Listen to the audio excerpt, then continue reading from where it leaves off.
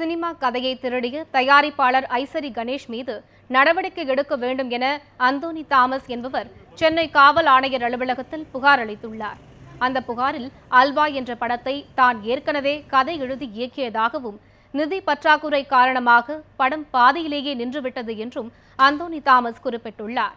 இந்நிலையில் திரைப்பட தயாரிப்பாளர் ஐசரி கணேஷ் உள்ளிட்ட 3 பேர் தன்னுடைய கதையை திருடி போகன் என்ற திரைப்படத்தை தயாரித்து வருவதாகவும் அந்தோனி தாமஸ் தெரிவித்துள்ளார்.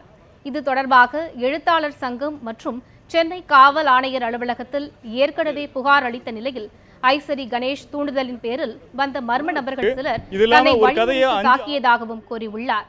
தனது கதையை திருடியது மட்டுமல்லாமல் தன்னை ஆள் வைத்து தாக்கிய ஐசரி கணேஷ் மீது நடவடிக்கை எடுக்க வேண்டும் என்றும் அந்தோனி தாமஸ் வலியுறுத்தியுள்ளார். கம்ப்ளைண்ட் கொடுத்து 7 சிட்டிங் 7 வாட்டி என்னை சுற்றி 10 பேர் உட்கார்ந்தாங்க.